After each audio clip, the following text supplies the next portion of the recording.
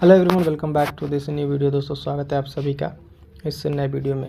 जैसा कि आप देख पा रहे हैं दोस्तों, ये यूपी पीसीएस मेंस स्पेशल की क्लास है जिसमें हम लोग बात करेंगे सामान्य अध्ययन जो पेपर 6 है, ठीक है, जीएस पेपर 6 यूपी स्पेशल का, उससे रिलेटेड कुछ महत्वपूर्ण क्वेश्चंस को यहाँ पर हम लोग देखेंगे। जो अति संभावित महत्वपूर्ण प्रश्न है। क्यों कह रहे हैं ऐसा? क्योंकि यहाँ पर आपको मेन्स यानी क्वेश्चन आंसर के फॉर्मेट में ये सारे क्वेश्चन आपको यहाँ पे देखने को मिलेंगे। और आज हम कुछ जिन क्वेश्चनों को डिस्कस करने वाले हैं उसको आपको दिखा दें कि ये कुछ प्रश्न हैं जिन प्रश्नों का आज हम लोग देखेंगे और इनका कैसे सटीक एक आंसर उत्तर लिखा जाए, ठीक है। और उत्तर के साथ साथ इसको हम लोग कंप्लीट करते आगे बढ़ेंगे और ये आपके लिए हेल्पफुल होगा क्योंकि इस तरह के प्रश्न आपको मेंस पर्सपेक्टिव से काफ़ी इंपॉर्टेंट होते हैं। सारे प्रश्न आपको दिखा दें, कुछ इस तरह के इतने प्रश्न हैं, ठीक है, जिनको आज हमको डिस्कस करना है। 1 बाय 1 करके देखेंगे। आपको एक बार प्रश्न पढ़ के यहाँ पर दिखा दे रहे हैं। पहला देखिए, उत्तर प्रदेश मानव संसाधन से समृद्ध राज्य है। इसमें जो आप देखेंगे ना, जीएस पेपर 6, एक बार थोड़ा सा यहाँ पर कुछ चीज़ आपको एक्सप्लेन बता दे पहले। देखिए तो ये जीएस पेपर जो 6 है यूपी स्पेशल का, उसमें कुछ पेपर जैसे इकोनॉमिक पोर्शन यूपी इकोनॉमी, ठीक है, सेंसस है, ठीक है, एग्रीकल्चर है और उसके साथ क्या है इसमें जियोग्राफी है ना, और जियोग्राफी के साथ इन्वायरमेंट है और उसके बाद से क्या है साइंस एंड टेक है, ठीक है। इतने सारे पोर्शंस हैं। तो आज जो हम बात करने वाले इस सेशन में, इसमें जो क्वेश्चंस हैं हमारे पास वो इकोनॉमी के क्वेश्चन है, यानी उत्तर प्रदेश के इकोनॉमी से रिलेटेड क्वेश्चंस हैं। और इसी तरीके से यहाँ पे हम आपको 100 क्वेश्चन आंसर के माध्यम से आपको ये सारा जो पोर्शन है बाकी सिलेबस का, इसको भी कंप्लीट कराएंगे, ठीक है। और पेपर 5 का भी इसी तरीके से स्टार्ट यहाँ पे हो चुका है, ठीक है, जिसमें भी बहुत सारे क्वेश्चन कराए जा चुके हैं। और आज हम पेपर 6 की बात करेंगे, इसमें इकोनॉमी से रिलेटेड क्वेश्चन है। आगे फर्दर जैसे जैसे हमारी क्लासेज आगे बढ़ेंगी वैसे आपको यहाँ पर कंप्लीट इन सारे सिलेबस के जो पॉइंट है, टॉपिक है यूनिट वाइज, इन सब का आपको यहाँ पर मिल जाएगा। तो देखिए, इकोनॉमी के क्वेश्चन हैं जिनके बारे में बात कर रहे थे कि उत्तर प्रदेश में मानव संसाधन से समृद्ध राज्य है उत्तर प्रदेश, और इस बारे में, इस कथन के बारे में इसको टिप्पणी करनी है और मानव संसाधन कुशलतापूर्वक उपयोग कैसे करना है इसके बारे में बताना है। तो जो आप क्वेश्चन डिस्कस करेंगे वहाँ डिटेल में आपको बताएंगे। नेक्स्ट क्वेश्चन डिस्कस करेंगे हम लोग कि उत्तर प्रदेश में महिला कल्याण के लिए उत्तर प्रदेश सरकार क्या क्या कर रही है, कौन कौन सी योजनाएं चला रही है, उन सारी योजनाओं के बारे में देखेंगे। फिर हमारे पास एक क्वेश्चन रहेगा कि ये क्वेश्चन पूछा हुआ है 2022 में मेंस में और यहाँ 2021 मेंस में, कौशल विकास को लेके कि आर्थिक विकास में क्या इसकी भूमिका है और उत्तर प्रदेश कौशल विकास मिशन 2022 है, उसका उद्देश्य क्या है, उसकी विशेषता क्या है, इन सब चीज़ों पर चर्चा करेंगे। अगला क्वेश्चन जब देखेंगे हम उत्तर प्रदेश के प्रमुख उद्योगों के विकास पर चर्चा करेंगे और उसकी विभिन्न चुनौतियों के बारे में बात करेंगे। इससे आपको एक चीज़ समझ में आएगा कि पीवाईक्यू के ट्रेंड एनालिसिस में किस तरीके से क्वेश्चन पूछे जाते हैं और यूपी स्पेशल के खासकर में किस तरह से क्वेश्चन यहाँ पे आपको मिलेंगे। उसके बाद से क्वेश्चन रहेगा कि आज़ादी के बाद उत्तर प्रदेश में विकसित उद्योगों का विवरण देते हुए सरकारी प्रयासों की चर्चा करनी है। फिर उत्तर प्रदेश की अर्थव्यवस्था में बुनियादी ढांचे को लेके जो भी पॉइंट्स है उसके बारे में और भौतिक संसाधन के बारे में बताना है। उसके बाद से बताना हमें उत्तर प्रदेश में पाए जाने वाले विभिन्न खनिज का विवरण देना है। तो इस तरीके से हमारे पास आज इतने सारे क्वेश्चंस को हम लोग कंप्लीट डिस्कस करेंगे। उसके साथ साथ एक चीज़ आपको बता दें, यहाँ पे ये यूपी पीसीएस मेंस के लिए 100 question answer writing programme paper 5 और 6 के लिए चल रहा है। और साथ साथ इसी चैनल पर आपको मिल जाएगा यूपी पीसीएस प्रीलिम्स का टेस्ट सीरीज, जिसमें आपको देखेंगे सारे subject wise complete test series कराए जाएंगे, ठीक है, और डिफरेंट तरीके से करंट अफेयर भी कवर कराया जाएगा, ठीक है। चलिए फटाफट से स्टार्ट करते हैं अपना सेशन। क्वेश्चन है जो हमारा पहला क्वेश्चन है यहाँ पे ये जीएस, ठीक है, 6 का। तो इसको स्टार्ट करते हैं। क्वेश्चन क्या है हमारे पास, उत्तर प्रदेश में पाए जाने वाले खनिजों का विवरण दीजिए, ठीक है। उत्तर प्रदेश में पाए जाने वाले खनिजों का विवरण दीजिए, इंपॉर्टेंट क्वेश्चन है क्योंकि यहाँ से आपके प्रीलिम्स और मेंस दोनों के पॉइंट कवर होंगे। प्रीलिम्स में क्या होगा कि उत्तर प्रदेश के कौन कौन से खनिज कहाँ कहाँ पर हैं, क्या क्या पाया जाता है, वो सारी चीज़ें कवर होगी। मेंस पर्सपेक्टिव से हम इसको कवर अप करने जा रहे हैं क्वेश्चन आंसर के फॉर्म में।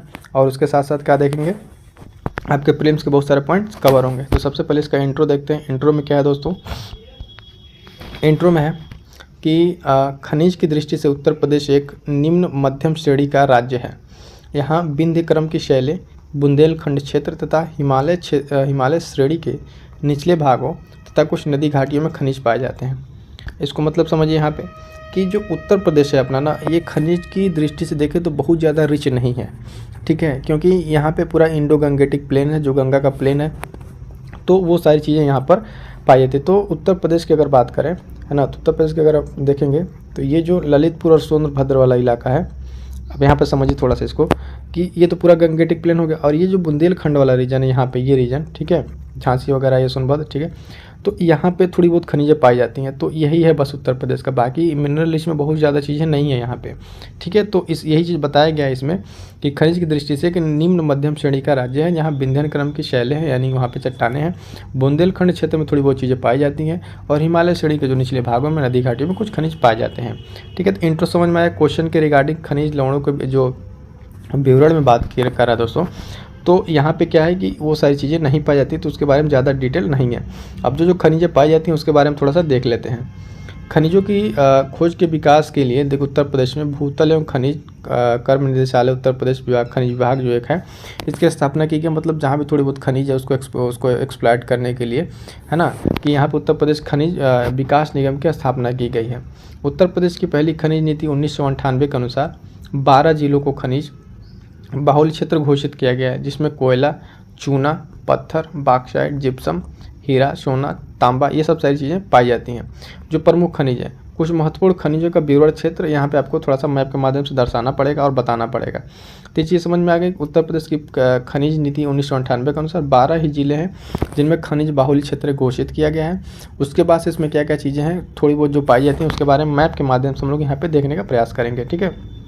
अब देखिए यहाँ पे उत्तर प्रदेश के खनिज का विवरण, सोना का जो क्षेत्र है, ठीक है, कांच बालू, है ना, उसके बाद ग्रेफाइट और बॉक्साइट, ये कुछ रीजन है, उसके बारे में यहाँ पे देखेंगे। थोड़ा सा मैप को हम यहाँ पे जूम कर दे रहे हैं। अब देखिए यहाँ पे उत्तर प्रदेश के मैप में यही रीजन बताया ना आपको कि ये जो रीजन है इधर तो कुछ इधर आपको नहीं मिलेगा, ठीक है।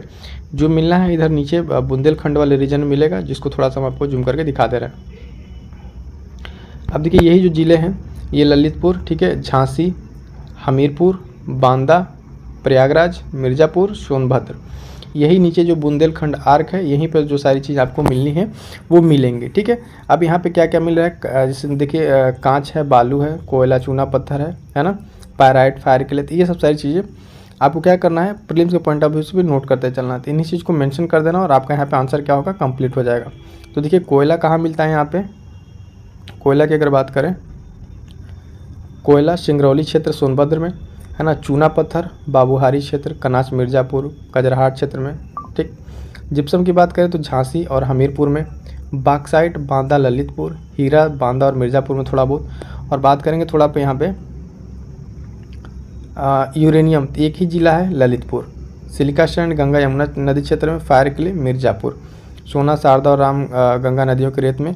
तो यहाँ पर देखिए जो आपका प्रीलिम्स के रिगार्डिंग है, ये सारे पॉइंट्स आप प्रीलिम्स में भी आपको इंपॉर्टेंट है, आपको हेल्प करेंगे प्रीलिम्स के पॉइंट ऑफ व्यू से। कैसे कि सीधे सीधे पूछेगा उत्तर प्रदेश के जो खनिज क्षेत्र हैं, ठीक है, खनिज क्षेत्र हैं, उसमें कौन कौन सी चीज़ें कहाँ पाई जाती हैं, तो वहाँ पे आप यहाँ मेंशन कर सकते हैं। और यहाँ पर हमने इसको, या तो आप इसको कर सकते थे फ्लो चार्ट के माध्यम से बना सकते थे, है ना, कि यहाँ पे ये खनिज जैसे इस तरीके से आप मेंशन करते हैं, यहाँ पे खनिज बनाए थे और एरो बना कैसे कि ये खनिज कोयला हो गया, मान लीजिए यहाँ पे हम लिख दिए हीरा, यहाँ पे लिख दिए यूरेनियम, ठीक है, फिर उसके नीचे उसके डिस्ट्रिक्ट को मेंशन कर देते। तो ये तरीका भी आप आंसर राइटिंग करने में यूज कर सकते थे, लेकिन यहाँ पे इस तरीके से आपको आंसर को कंप्लीट कर लेना है, ठीक है। तो एक बार और क्वेश्चन को हम फटाफट से बता दें। क्वेश्चन था हमारा खनिज लवण के बारे में विवरण देना था, सिंपल सा क्वेश्चन था, बहुत ज़्यादा इसमें कुछ दिमाग नहीं लगाना था। क्या है खनिज के लिए उत्तर प्रदेश में वो बता दिए, है ना। और मैप के माध्यम से यहाँ पे तो ये मैप है, बट आप मैप बना के इस चीज़ को बता देंगे, ठीक है, इस वाले पोर्शन को, और कौन कौन सी खनिज यहाँ पाई जाती हैं ये बता देंगे।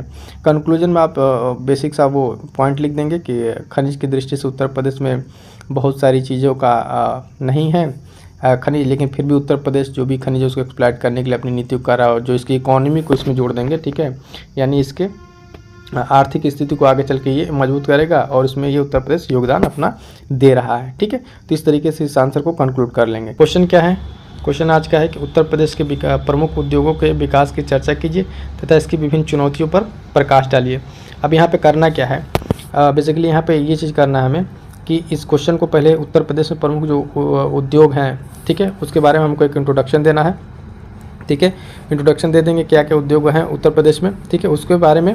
उसके बाद से कौन कौन से उद्योग हैं उत्तर प्रदेश में उस पर चर्चा कर देंगे, ठीक। उस पर चर्चा करने के साथ साथ क्या है उसकी जो चुनौतियाँ उसको बता देंगे, और एक पॉजिटिव नोट हम क्या करेंगे अपने आंसर को कंप्लीट करेंगे कि एक दो सुझाव भी बता देंगे कि यहाँ से चीज़ें सही हो सकती हैं, ठीक है। तो ज़्यादा देरी न करते हुए फटाफट से हम शुरू करते हैं अपने क्वेश्चन को।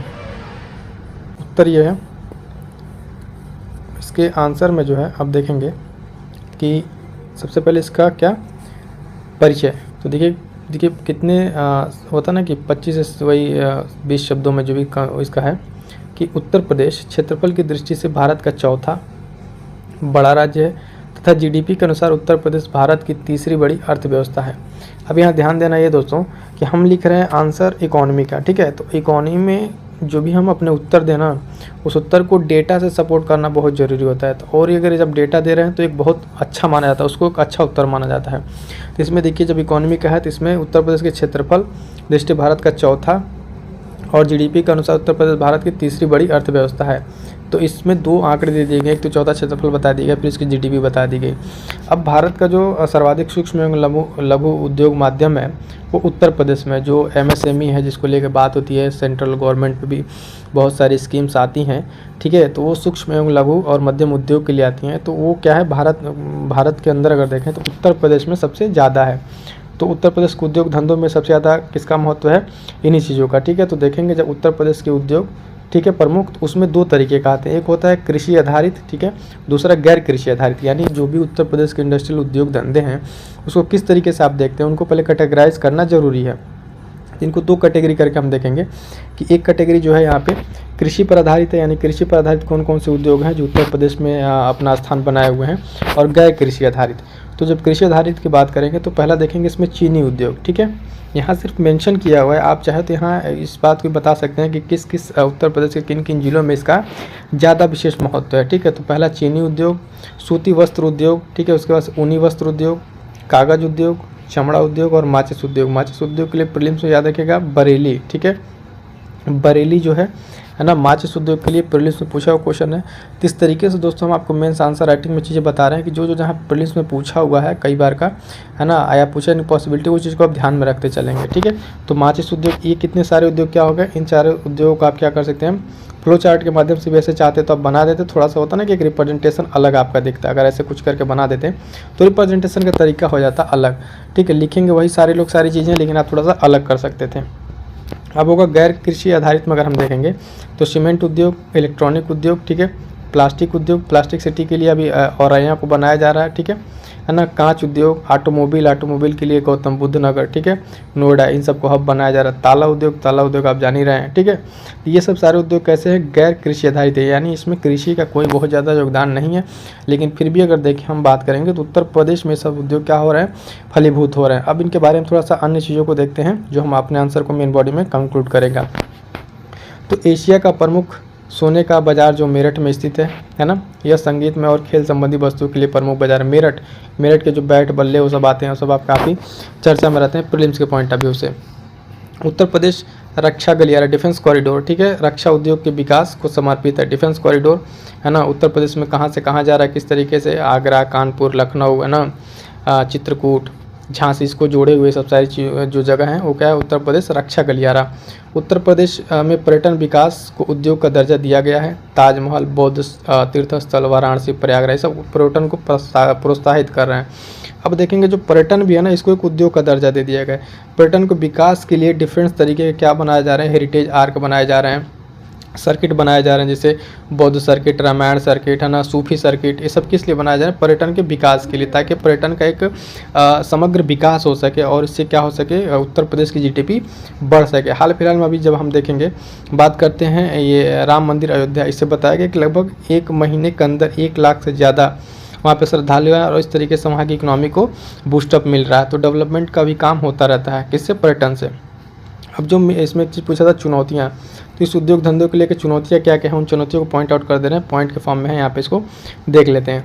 पहला क्या है कि आधारभूत संरचना का विकास न होने से उद्योगों को बिजली, पानी, परिवहन समस्याओं का सामना करना पड़ता है। जैसे कि कई बार समस्या रहती है कि बिजली कटआउट का ज़्यादा, है ना, आधारभूत जैसे इंफ्रास्ट्रक्चर न होना, रोड कनेक्टिविटी न होना। लेकिन वर्तमान में ये चुनौतियाँ से सरकार बहुत तेज़ी से निपट रही है, जैसे कि बहुत सारे एक्सप्रेसवे का निर्माण, है ना, रोड कनेक्टिविटी, ठीक है, इन सब चीज़ों पे ध्यान देके परिवहन, पानी, इन सब का मतलब एक अच्छे से इस पे काम हो रहा है, ठीक है।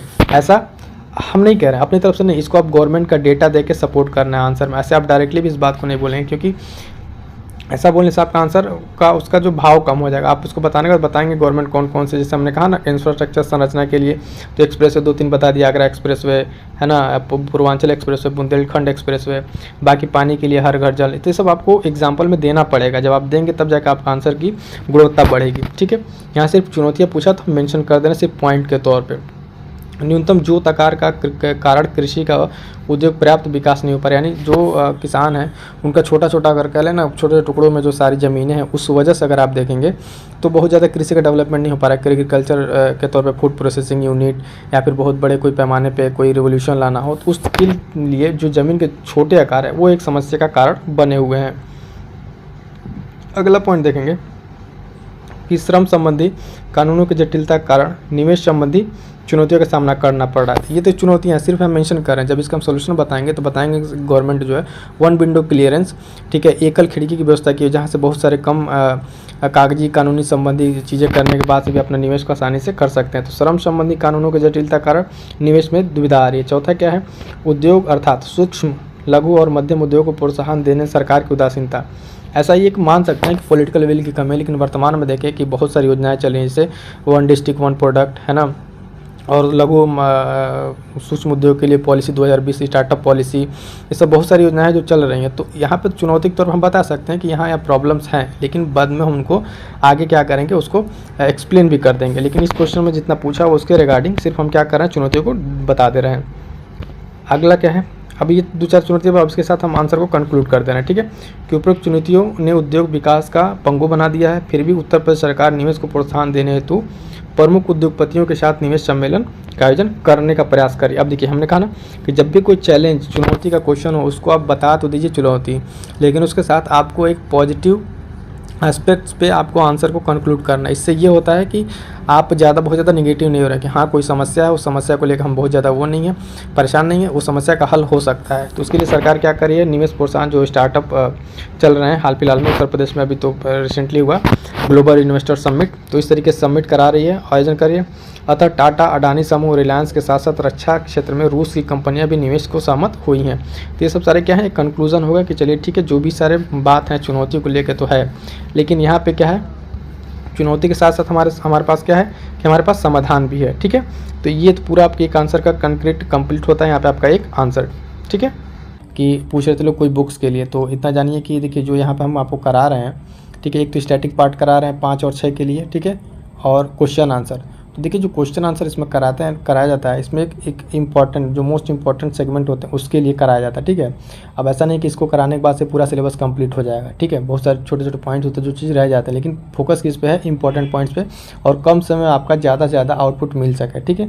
तो इस चीज़ पर ज़्यादा फोकस रहता है। तो उसके लिए हम बता दें कि हिंदी मीडियम के लिए अगर कोई बुक प्रीफर करना चाहे, ठीक है, जिनको करना है, तो घटना चक्र का मेंस का जो 5वां 6वां पेपर है उसको प्रीफर कर लें। और इंग्लिश मीडियम के लिए अगर बात करेंगे तो ध्येय आईएएस का, ठीक है, ध्येय आईएएस का 5वां 6वां पेपर आप देख लीजिएगा एक बार, ठीक है। वरना तो एक सिर्फ इसी पे होता ना कि आप इसको पढ़ कुछ पॉइंट उसमें बुक्स में बहुत सारे पॉइंट्स आपको अलग से मिल जाएंगे, लेकिन ये है कि हम आपको ये चीज़ आपको कंप्लीट करा देंगे। जो हमने आपसे कहा है कि 5 और 6 को मेंस के आंसर राइटिंग थ्रू से, तो इसमें आपकी एक समझ डेवलप हो जाएगी, ठीक है।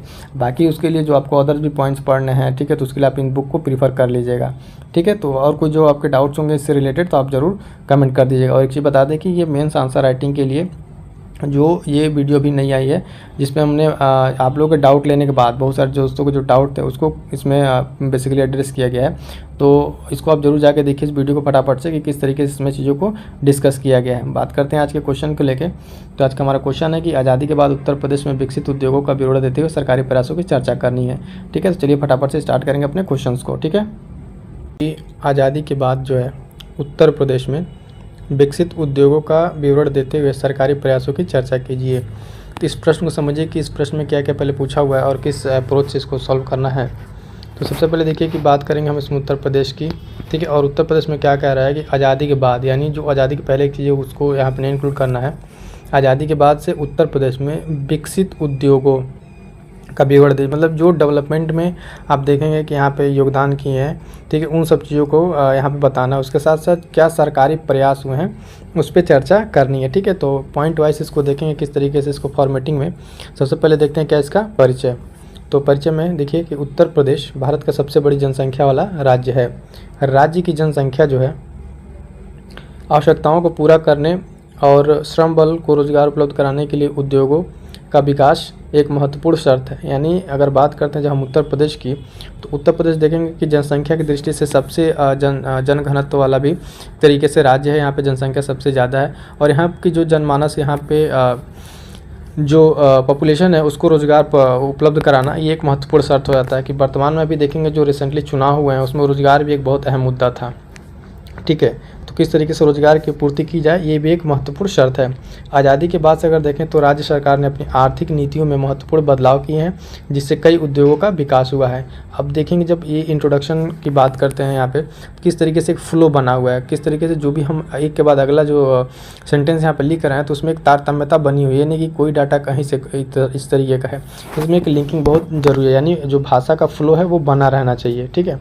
तो ये हमारे यहाँ पे क्या हो गया, परिचय हो गया। अब राज्य के जो प्रमुख उद्योग हैं उनके बारे में थोड़ा सा बता देते हैं कि उत्तर प्रदेश में कौन कौन से जो प्रमुख उद्योग हैं, ठीक है। उनको सबसे पहले तो कैटेगराइज कर लेते हैं दो तरीके से, कृषि आधारित और एक नॉन कृषि आधारित, यानी गैर कृषि आधारित। दो तरीके के उद्योग हैं जो राज्य में बहुत हद तक क्या करेंगे, अपनी भूमिका निभाएंगे।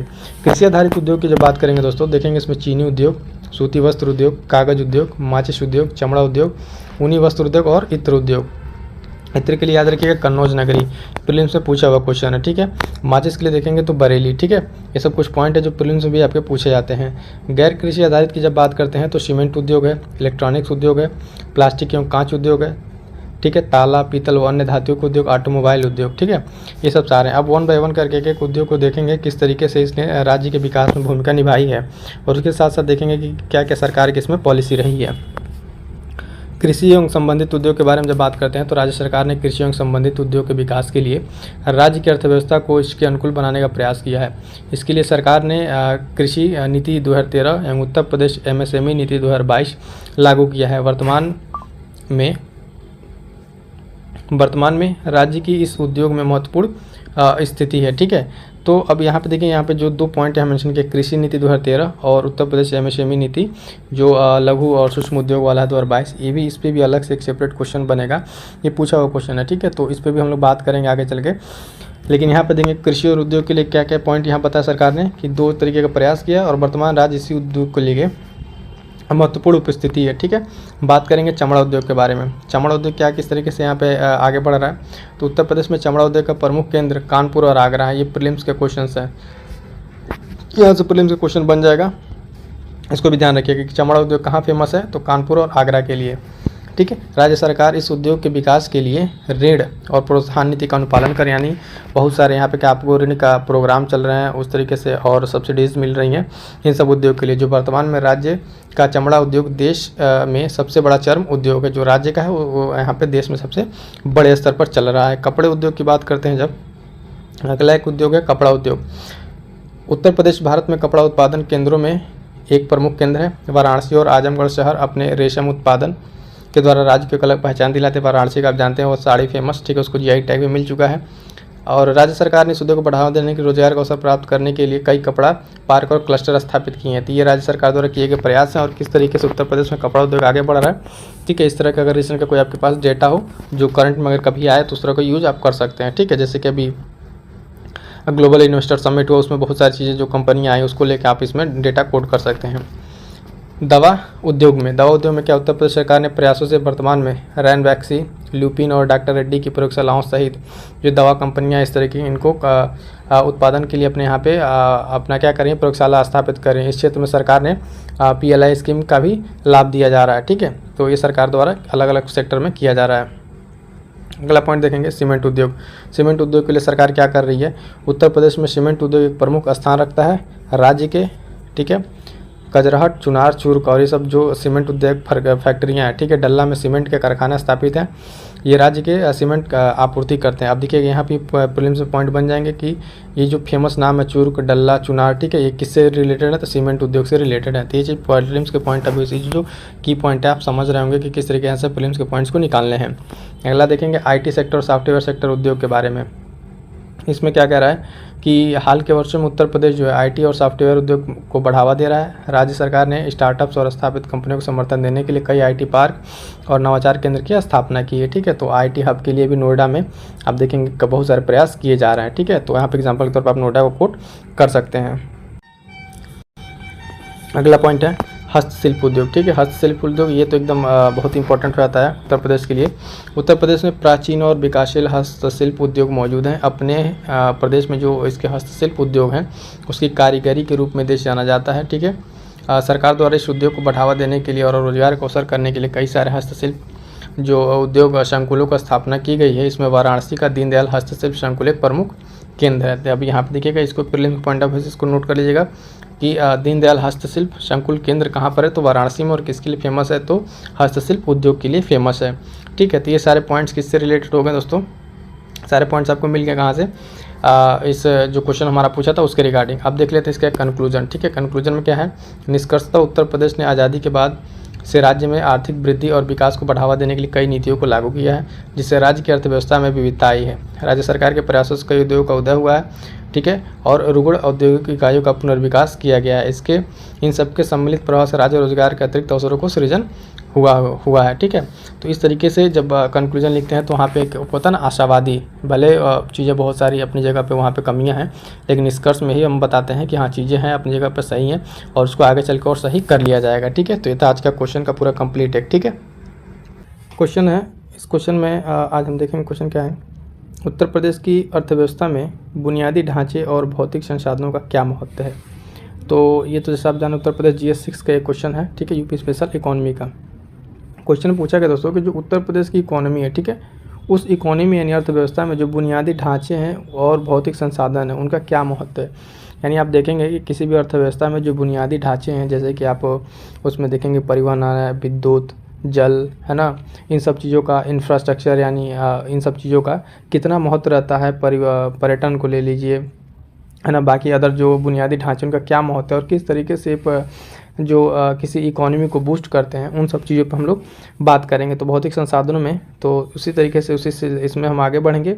सबसे पहले देखते हैं क्या है अपना परिचय, कि इस क्वेश्चन के लिए क्या एक अप्रोप्रिएट परिचय होगा, उसके बाद से बाकी चीज़ों को हम आगे प्रोसीड करेंगे। ठीक है, तो यहाँ पर देखेंगे किसी भी क्षेत्र के आर्थिक विकास में बुनियादी ढांचा और भौतिक संसाधन महत्वपूर्ण भूमिका निभाते हैं। ठीक है, तो ये तो एकदम बेसिक चीज़। देखिए अब किसी कुछ क्वेश्चन में क्या होता है, परिचय लिखते टाइम ना आप क्या करेंगे कि जैसे कि क्वेश्चन से ही आप शुरुआत कर सकते हैं। ठीक है, क्वेश्चन को लेके ही उसी से स्टार्ट करके आप परिचय बना सकते हैं। जैसे इस वाले में उसी तरीके से कि किसी भी क्षेत्र में जो आर्थिक विकास और बुनियादी ढांचा और भौतिक संसाधन महत्वपूर्ण भूमिका निभाते हैं। उत्तर प्रदेश भारत का सबसे अधिक आबादी वाला राज्य है। ठीक है, और देश की अर्थव्यवस्था में इसका महत्वपूर्ण योगदान है। अगर आप चाहते थे यहाँ पे जो सबसे अधिक आबादी वाला राज्य है, ठीक है, यहाँ पे आप बता सकते थे कितना परसेंट आबादी, लगभग 16.5% यहाँ पे जो आबादी है वो क्या कर रहा है, यहाँ पे उत्तर प्रदेश में निवास कर रहा है। ठीक है, तो इस तरीके से आप थोड़ा डेटा से भी आपने क्या कर सकते हैं, क्वेश्चन को, आंसर को और उसमें ऐड कर सकते हैं। ठीक है, और देश की अर्थव्यवस्था में इसका महत्वपूर्ण योगदान है। ठीक है, देश की तीसरी सबसे बड़ी अर्थव्यवस्था उत्तर प्रदेश के रूप में जानी जाती है। उत्तर प्रदेश की जो अर्थव्यवस्था में बुनियादी ढांचे हैं उनका क्या महत्व है, एक एक करके देखेंगे। यहाँ पे सबसे पहले देखेंगे किसके बारे में, परिवहन के बारे में। ट्रांसपोर्टेशन किसी भी अर्थव्यवस्था की एक रीढ़ की हड्डी है, क्योंकि जब तक कनेक्टिविटी बेहतर नहीं होगी तो बहुत सारे जैसे एग्रीकल्चरल सेक्टर है, चाहे अदर जो भी सर्विस सेक्टर है, वो सब कनेक्ट नहीं हो पाएंगे। ठीक है, तो ये एकदम मूलभूत ढांचे में आता है परिवहन। उत्तर प्रदेश में सड़कों, रेलवे और हवाई परिवहन का व्यापक नेटवर्क है।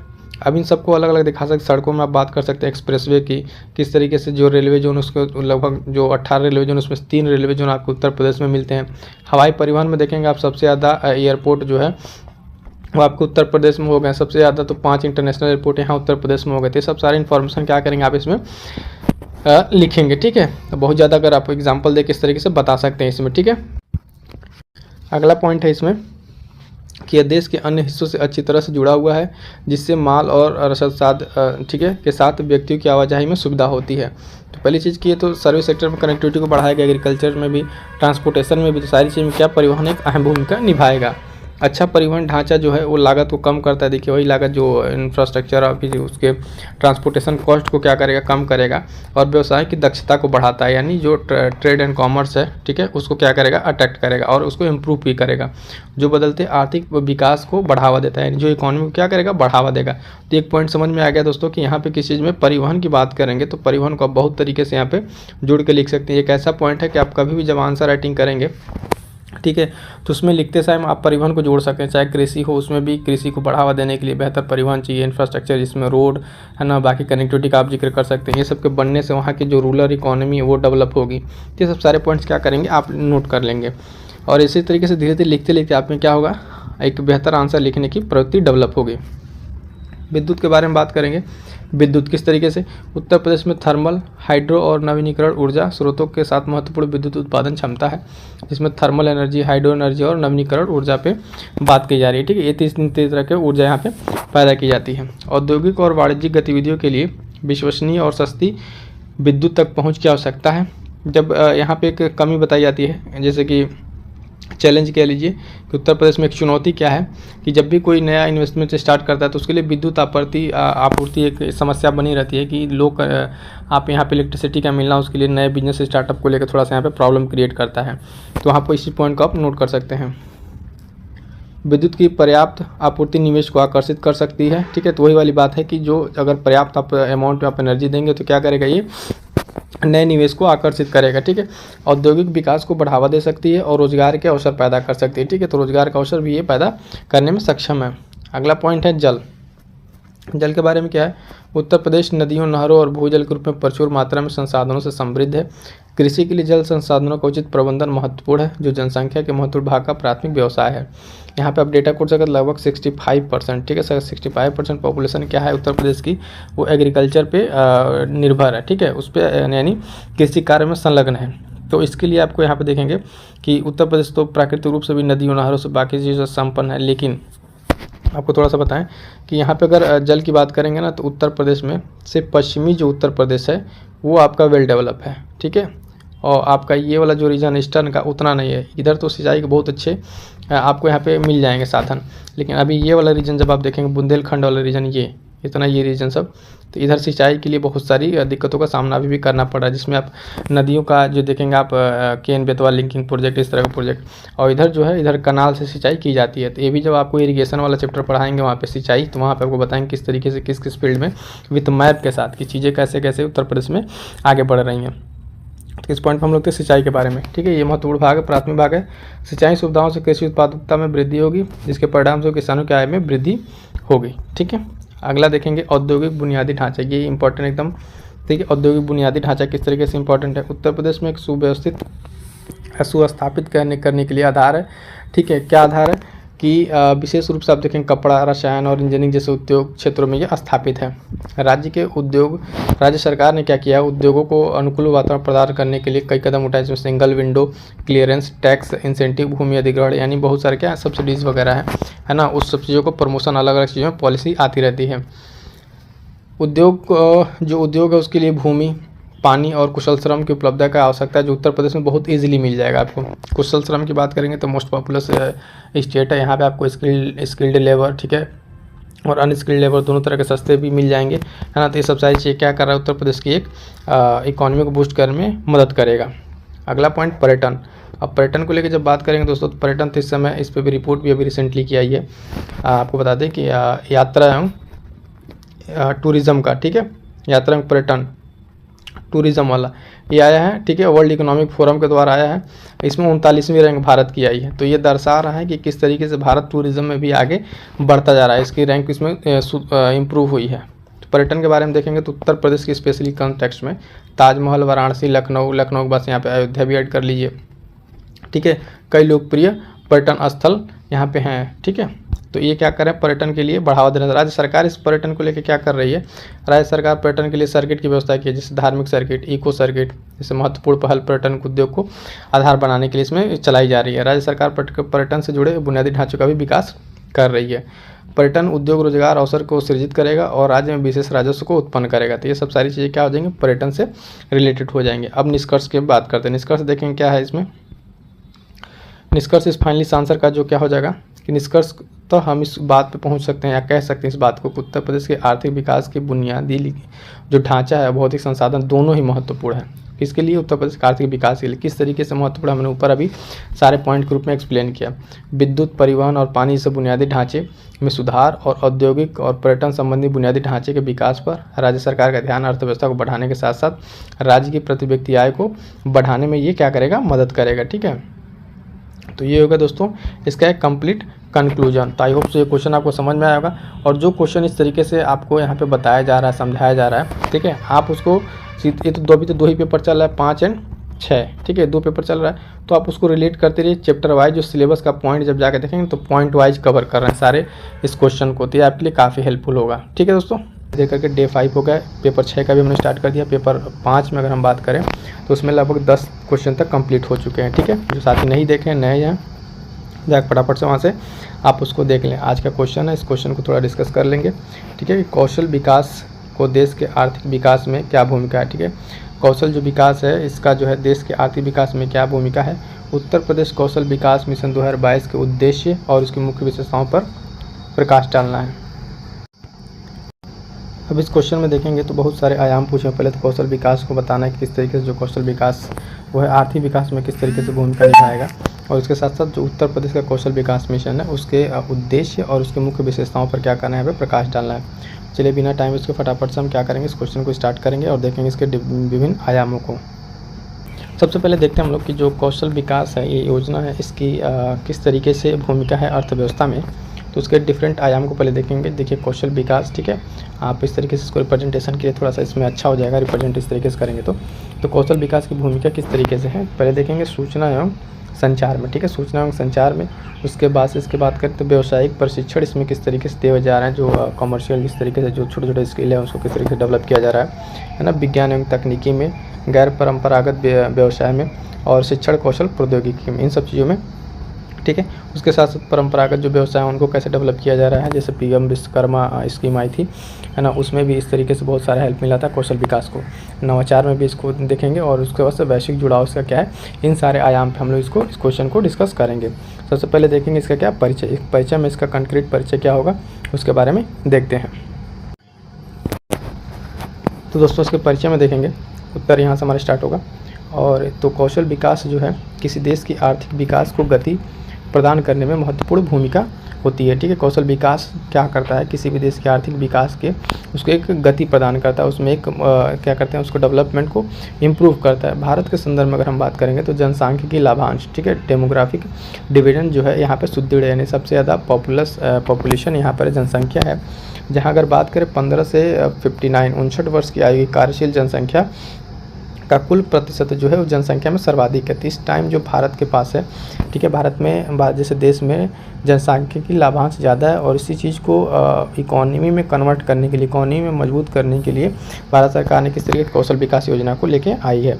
ठीक है, तो अगला इसमें पॉइंट देखेंगे किस तरीके से काम कर रहा है। यद्यपि कि मौजूदा समय में व्याप्त बेरोजगारी और अकुशल श्रम तीव्र आर्थिक विकास में बाधक है, अतः कार्यशील जनसंख्या समूह को वर्तमान एवं भविष्य की आवश्यकताओं एवं प्रौद्योगिकी के अनुरूप प्रशिक्षित कर उन्हें उपयोगी एवं मूल्यवान मानव संसाधन के रूप में तैयार करना आर्थिक विकास के लिए विशेष महत्व रखता है।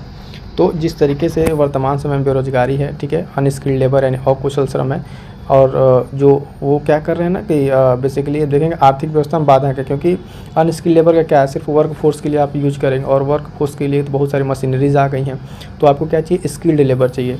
इसीलिए इस व्याप्त बेरोजगारी को दूर करने के लिए क्या करना पड़ेगा, इनको सबको एक कुशल श्रम में इनको बदलना पड़ेगा, जो कि क्या करेंगे आगे चल के ये प्रौद्योगिकी और अन्य क्षेत्रों में इनको क्या करना पड़ेगा, प्रशिक्षित करना पड़ेगा। ठीक है, इसके लिए आर्थिक विकास में क्या करेंगे, महत्व रखेंगे। इसी बात को ध्यान में रखते हुए भारत सरकार की ओर से श्रम एवं रोजगार मंत्रालय द्वारा अंतर्राष्ट्रीय श्रम संगठन, ठीक है, की साझेदारी से 2007 में राष्ट्रीय कौशल विकास नीति का मसौदा बनाने की प्रक्रिया प्रारंभ की गई। वर्तमान में देखेंगे तो विभिन्न कौशल विकास कार्यक्रमों को क्रियान्वयन किया जा रहा है। ठीक है, कौशल विकास जो है देश की आर्थिक विकास में निम्नलिखित रूपों से भूमिका निभाता है। अभी कौशल विकास जो है देश के किस तरह का आर्थिक में भूमिका निभा रहा है उसके बारे में देखेंगे। और ये स्टार्ट कहाँ से हुआ है, 2007 में स्टार्ट हुआ भारत सरकार के द्वारा ILO के यानी अंतर्राष्ट्रीय श्रम संगठन जो है उसके साझेदारी से ये स्टार्ट हुआ है। अब इसके क्या क्या से विभिन्न भूमिका है उसके बारे में देखते हैं।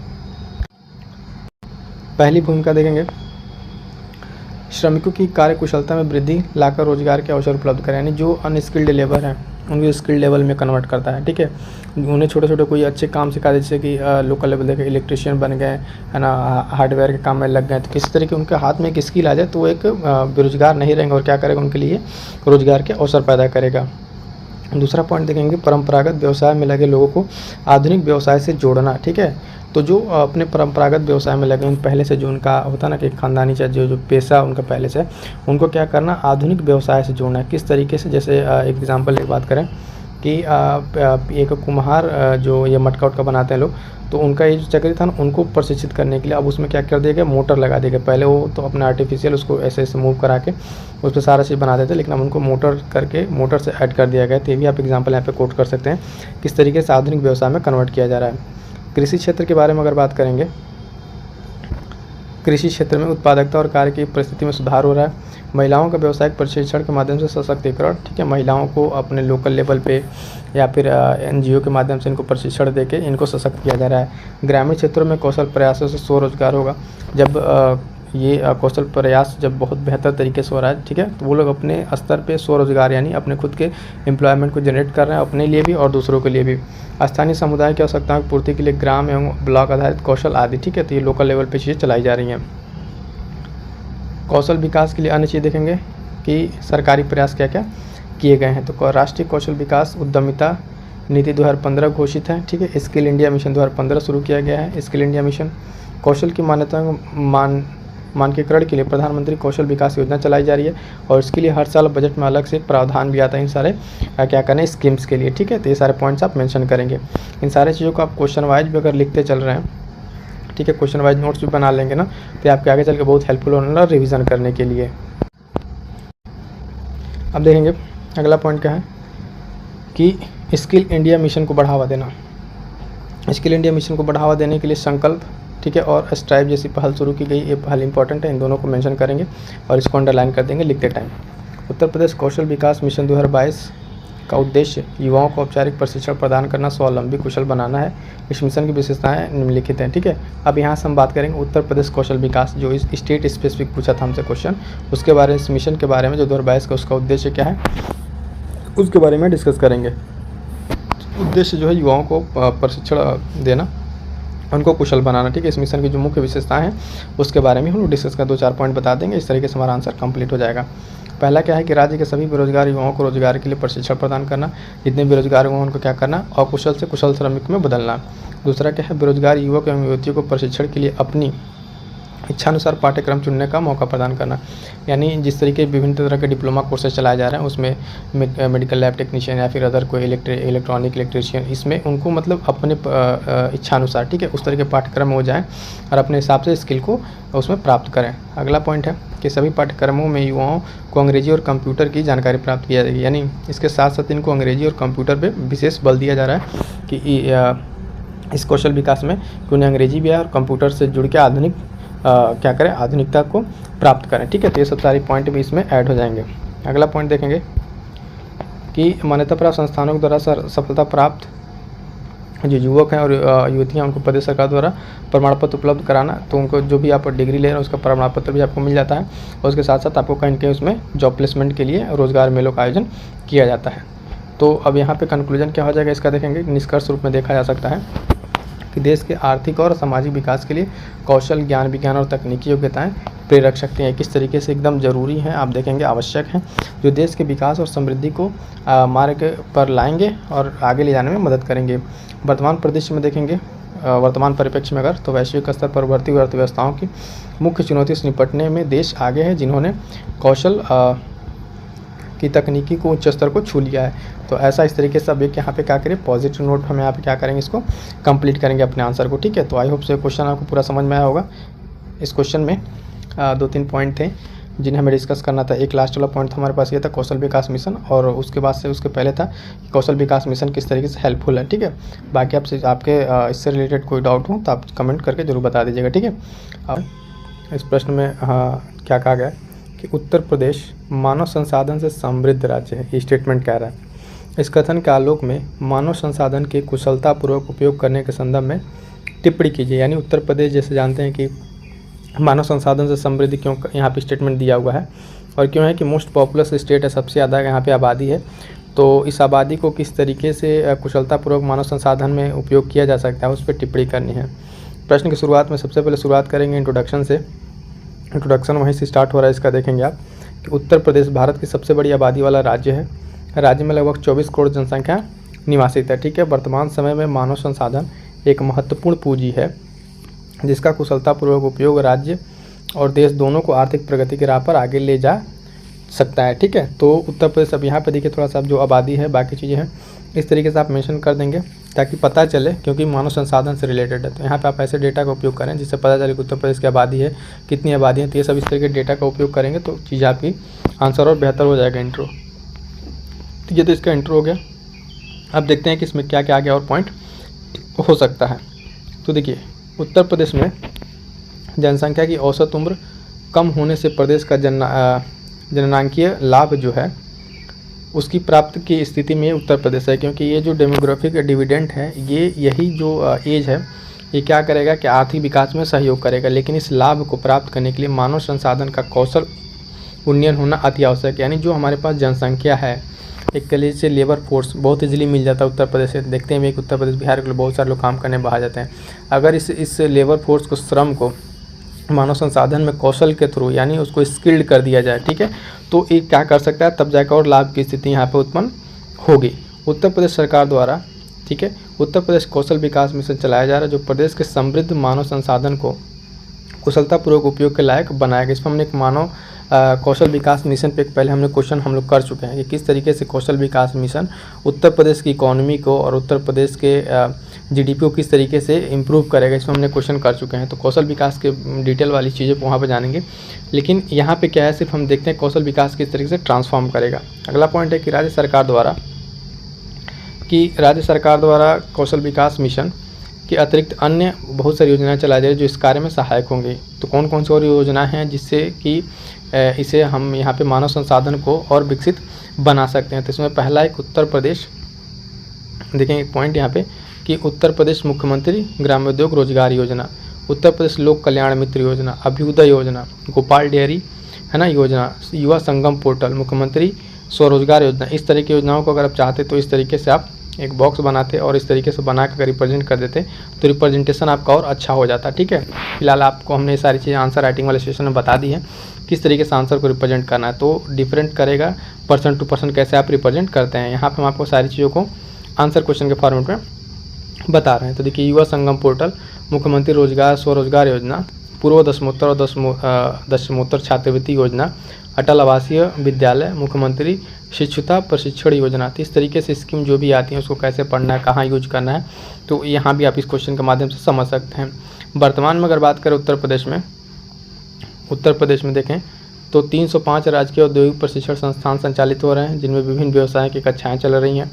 अगला पॉइंट कि उत्तर प्रदेश के विभिन्न राजकीय औद्योगिक प्रशिक्षण संस्थानों में से 47 महिलाओं के प्रशिक्षण हेतु महिला शाखा संचालित की जा रही हैं। तो ये सब किस लिए बताया जा रहा है कि यहाँ से क्या हो सकता है कि कौशल विकास में क्या होगा, बढ़ावा मिलेगा।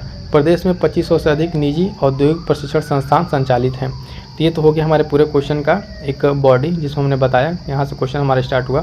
सबसे पहले हमने परिचय दिया क्वेश्चन का, ठीक है, किस तरीके से है और उत्तर प्रदेश सरकार किस तरीके से इस जनसांख्यिकी लाभ को प्राप्त करने के लिए क्या क्या प्रयोग कर रही है, क्या क्या स्कीम चला रही है, उन सारे स्कीम के बारे में बताया। अब फाइनली देखते हैं क्या इसका हम लोग कंक्लूजन। ठीक है, कंक्लूजन में क्या होगा, अंततः कहा जा सकता है कि प्रदेश सरकार अपनी कार्यशील आबादी को कौशल संपन्न बनाकर वर्तमान बढ़त का लाभ लेने के लिए अग्रसर है। वर्तमान सरकारों ने इस दिशा में महत्वपूर्ण रूप से कार्य किया। अब देखिए ये भले सारी चीज़ें योजनाएं आपको ग्राउंड लेवल पर दिखे ना दिखे, लेकिन आप कंक्लूजन लिखते समय एक पॉजिटिव नोट पे ख़त्म करें। बार बार हम कहते हैं आशावादी, जैसे कि वर्तमान सरकार इस दिशा में महत्वपूर्ण रूप से कार्य किया है।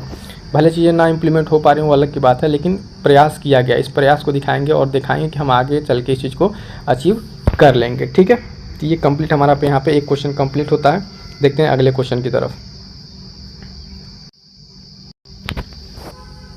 अगला क्वेश्चन हमारा कि महिलाओं के कल्याण हेतु उत्तर प्रदेश सरकार द्वारा चलाई जा रही प्रमुख योजनाओं का आलोचनात्मक परीक्षण कीजिए। ठीक है, यानी उत्तर प्रदेश सरकार जो है महिलाओं को लेकर किस तरीके की स्कीम चला रही है उस पर हमको बात करनी है। तो दोनों क्वेश्चन आज हमारे कंप्लीट हो जाएंगे। इस क्वेश्चन के बारे में देखते हैं। तो इसका आंसर में स्टार्ट करेंगे। आंसर में कि राज्य की जनता के कल्याण और सशक्तिकरण हेतु सरकारें सदैव प्रयासरत रहती हैं। इस क्रम में महिला कल्याण हेतु उत्तर प्रदेश सरकार द्वारा विभिन्न योजनाओं का संचालन किया जा रहा है या कर रही है। उत्तर प्रदेश सरकार द्वारा महिला कल्याण हेतु प्रमुख योजनाएं कौन कौन सी हैं, दो चार योजनाओं को पहले यहाँ बताएंगे, फिर योजनाओं के बारे में डिटेल में बताएंगे। महिला कल्याण हेतु प्रमुख योजनाएं कौन कौन सी है, तो सारी प्रमुख योजनाएं इसको आप ऐसे ही बना सकते थे। यहाँ पे योजना लिखते और ऐसे एरो बना के दो चार ऐसे मेंशन कर देते तो आपका रिप्रेजेंटेशन और अच्छा हो जाता था। देखिए कन्या सुमंगला योजना, उत्तर प्रदेश भाग्य लक्ष्मी योजना, बेटी बचाओ बेटी पढ़ाओ योजना, है ना, लाडली लक्ष्मी योजना, वृद्धा अवस्था पेंशन योजना, विधवा पेंशन। इसमें वही सारी योजनाओं को हमें लिखना है जो महिलाओं से रिलेटेड है, ठीक है। अब एक एक करके यहाँ पे देखेंगे क्या क्या है और इसमें इंपॉर्टेंट चीज़ें हैं। तो देखिए, उपयुक्त योजनाओं के अतिरिक्त रानी लक्ष्मीबाई महिला एवं बाल सम्मान कोष, आंगनबाड़ी कार्यकर्ताओं के सहायिकाओं के लिए आयुष्मान भारत, ठीक है, उसके अंतर्गत स्वास्थ्य बीमा, राष्ट्रीय पोषण अभियान, मातृत्व शिशु एवं बालिका मदद योजना के माध्यम से उत्तर प्रदेश सरकार सतत रूप से महिला विकास और सशक्तिकरण के लिए प्रयासरत है। ये सब चीज़ें किन के लिए चलाया जा रहा है? महिलाओं के लिए चलाया जा रहा है। मुख्यमंत्री सामूहिक विवाह योजना, जिससे गरीब बेटियों की शादी का खर्च वहन के साथ साथ स्वरोजगार का योजना, है ना। सरकार महिलाओं के स्वरोजगार में वृद्धि करने के लिए निरंतर प्रयास कर रही है। ये सारी पॉइंट है हम यहाँ पे मेंशन करेंगे।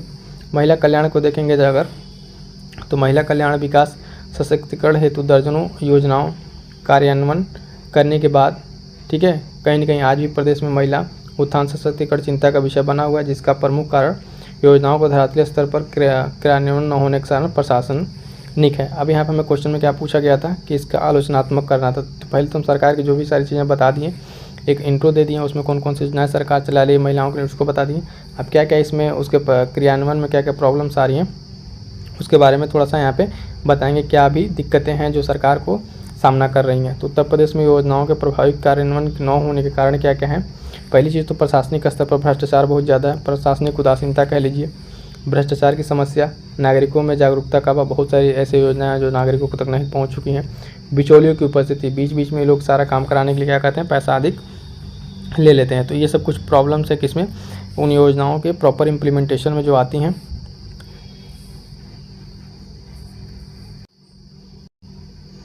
और कुछ क्या पॉइंट है, पर्याप्त कोष की अनुपलब्धता, यानी प्रॉपर क्या कहते हैं बजटिंग की प्रॉब्लम है। ऐसे विभिन्न कारण हैं जिनके फलस्वरूप तमाम महिला विकास योजनाओं के संचालन के बावजूद प्रदेश की महिला उत्थान व विकास अत्यंत धीमा है, जिससे आधी आबादी है प्रदेश की, वो विकास और समृद्धि में प्रभावी योगदान करने में असमर्थ प्रतीत होती है। तो ये क्या होगा, यहाँ पे किस तरीके से क्रिटिकली यहाँ पे एनालाइज करके चीज़ों को बताया जा रहा है कि हाँ ठीक है, सरकार बहुत सारी योजनाएं लाई हैं, चला रही हैं, लेकिन उसका प्रॉपर इम्प्लीमेंटेशन में क्या क्या प्रॉब्लम्स आ रही हैं। हम देखेंगे कि इसके लिए क्या सुझाव हो सकता है। तो CBT यानी जो है कैश बेनिफिट ट्रांसफ़र के माध्यम से इसका लाभ हस्तांतरण कीजिए, भ्रष्टाचार निवारण उपाय बनाइए, प्रशासनिक सुधार के लिए विभिन्न कार्यों द्वारा प्रदेश सरकार इस दिशा में कार्य कर रही है, जिससे कि महत्वपूर्ण योजनाओं का लाभ महिला लाभार्थियों तक पहुँच सके, उनके सशक्तिकरण तथा विकास की तीव्रता से और आगे बढ़ाया जा सके। ठीक है, तो ये सारी पॉइंट्स हैं कि इनमें जो भी जहाँ ट्रांसफ़र पैसे की बात आ रही है उसको डायरेक्ट आप बेनिफिट ट्रांसफ़र के माध्यम से कीजिए, CBT कीजिए, ठीक है, कैश बेनिफिट ट्रांसफ़र के माध्यम से कीजिए। तो ये सब सारी क्या होगा, इस क्वेश्चन का हमारे यहाँ पे क्या होगा डिटेल, यहाँ पे क्या हो गया कि ये भी क्वेश्चन हमारा आज का कंप्लीट हो गया। ठीक है।